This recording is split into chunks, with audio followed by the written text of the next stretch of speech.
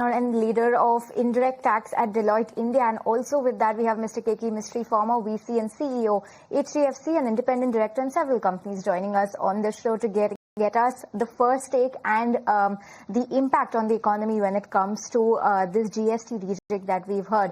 Let's first get into conversation with Mr. Jaising. And morning, sir, and thanks so much for your time today. Now, while there are figures talking about how much the impact to the government or to states is going to be, this is roughly around that 48,000 crore mark. Give us a sense of how you are reading into this total collection rejig, and what are your first thoughts on this entire announcement that we've heard? Good morning, and a lovely morning indeed, a Diwali Dhamaka for all of us as consumers and as businesses. So that's my first reading. In terms of the financial impact, I think we're all going to be covering it through the day, and it was covered very painstakingly by the Honorable FM and the Revenue Secretary yesterday. I think that clearly with the compensation cess going in, which itself results in a reduction on, what all of us will be paying, and over and above the multiple reductions, it is going to have a significant cut on our average spend. Earlier, the revenue neutral rate was closer to 14.4. We believe it's lesser than 10 right now. That's our estimate. But I wanted to cover that this council has something which is not being spoken about too much, but it's a huge impetus to our export sector on the GCC front and otherwise. A concept of intermediary has been done away after 2012. I can tell you on conservative estimate that every year there would be disputes of 40 to 50,000 crores of, demands, which land up getting won by the companies in the courts. But I think that's something that is very critical, that it's been done away with.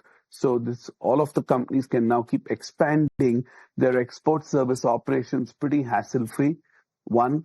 Two, another thing which has been very critical in the fine print is on FMCG companies, pharma, many companies, there have been post-sale discount challenges. So businesses and MSME is going to see a relief because there's been a complete rejig and simplification of the credit note system. So to me, I think these two are out of syllabus of a rate change per se, but the path-breaking impact for businesses and a push to the economy is what I've been very excited about. And needless to say, the rate part is de minimis in terms of the excitement. Well, yes, that's the big GST bazooka that the government has come out with. But let me also welcome Ms. Keki Mistry, former VC and CEO, HDFC, and independent director in several companies on the show. Mr. Mistry, indeed, the big GST reset is here, and as promised by Prime Minister Narendra Modi, to give a big boost to the consumption. The several announcements have been made. But help us firstly with your first take. How do you welcome this particular move?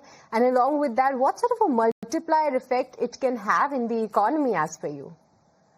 Well, it will certainly have a massive multiplier effect because, as we all know, India is largely a domestic consumption-driven economy. And if we can boost consumption, then that would more than offset the damage or whatever effect that will take place because of the tariffs. So I think it's a wonderful move.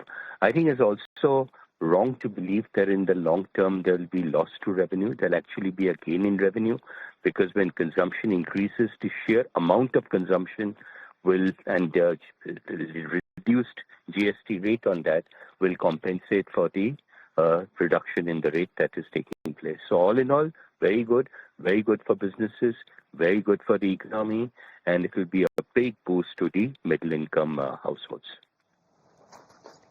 Oh, well, yes, indeed. But along with that, Mr. Mistry, the other thing is that how the ease of doing business will pan out in the Indian economies. If you can help us understand that there were indeed several announcements for many sectors, but what, as per you, will be the biggest beneficiary at this point in time? Any sense there? So we've seen so many measures which are more technical in nature, which have been talked about on your channel, on the process of easing the amount that is payable and making it easier for the SME and the businessman. So leaving aside that, the sheer fact that a measure like this will boost consumption because prices will come down will itself be a big boost to the economy. Right. Mr. Mistry, firstly about the rationalization which has come about in the real estate multipliers, the kind of domino effect that the real estate industry per se itself has on the overall economy, do you think that will also get a fillip in particular? Oh, yes, of course. Of course it will get a fillip. It will get a fillip. The reduction, the changes in the construction sector, in the real estate sector. See, real estate is a huge economic boost. It's the largest employment generator in the country after agriculture, because not only does it create jobs directly for construction workers, masons, carpenters, plumbers, and so on and so forth, but more importantly, it gives a huge boost to industries like cement, steel, paint, power. So there is a huge multiplier effect that kicks in when you give a boost to the construction and real estate sector. So I think the GST Council has done a wonderful job, one in terms of ease of calculation, ease of doing business, all of that. But the sheer reduction in these rates will be a big boost to the economy.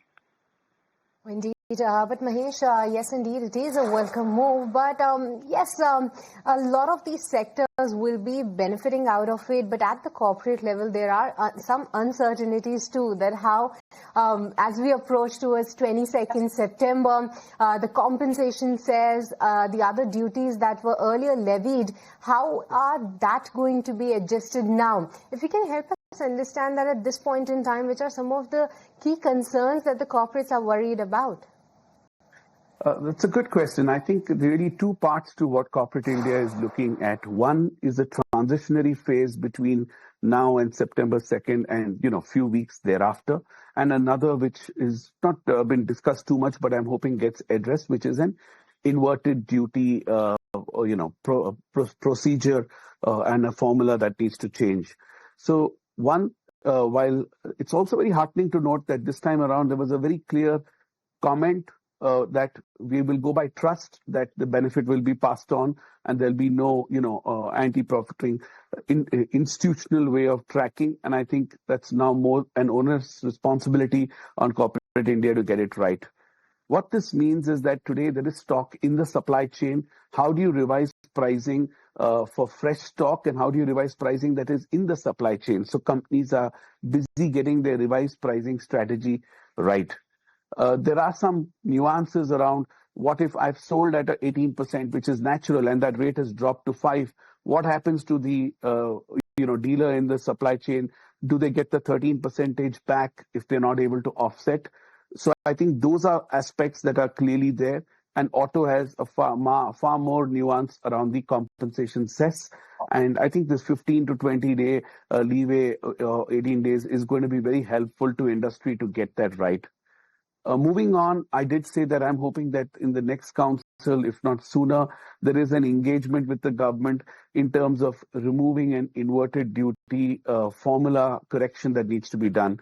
So again, a thumbs up that inverted duty refunds will be given within 90% will be given within 7 days automatically. So that's another big announcement that is in the fine print, and an ease of living, as you had earlier alluded and mentioned about.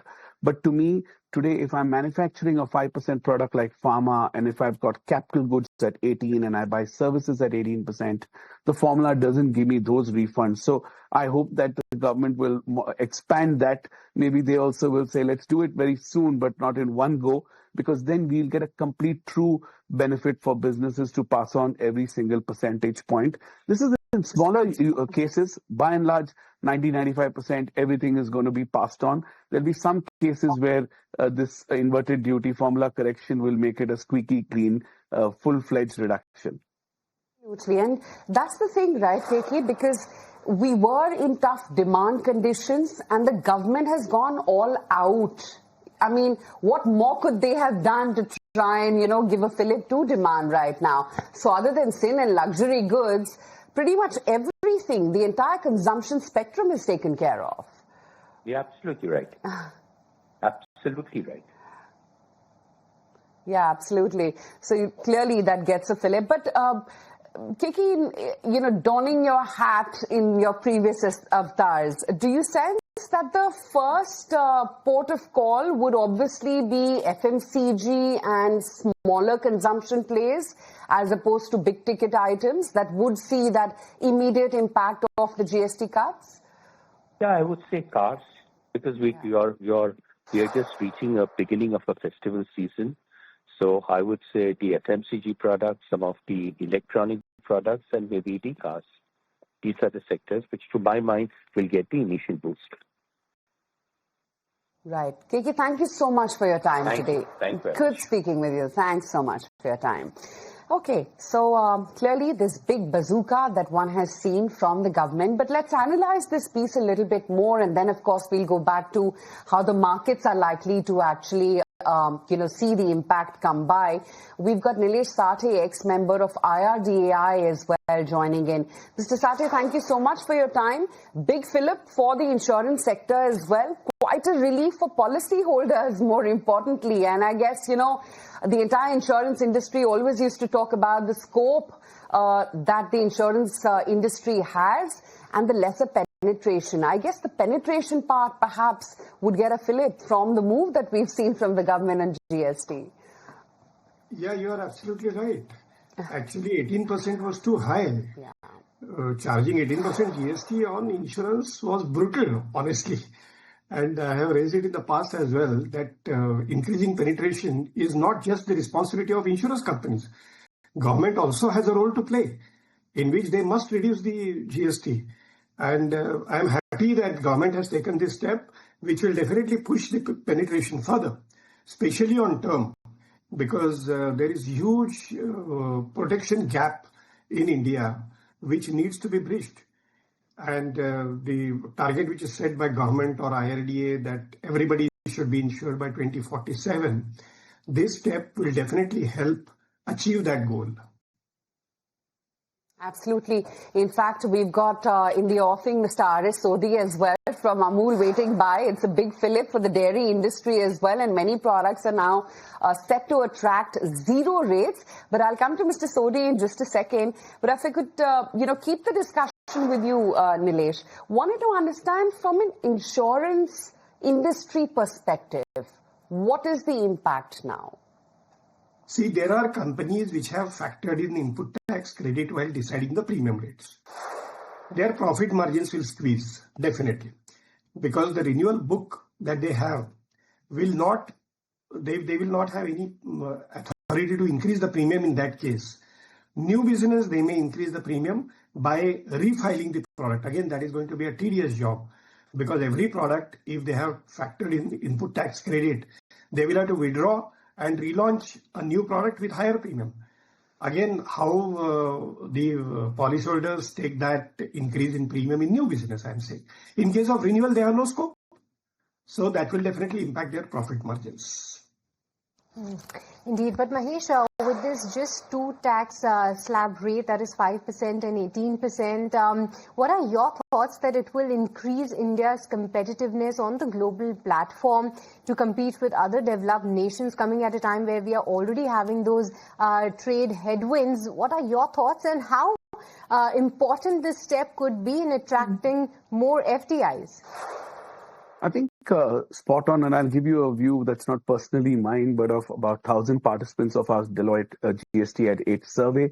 The number one policy asked by 40% plus participants was to have a rate rationalization and simplification.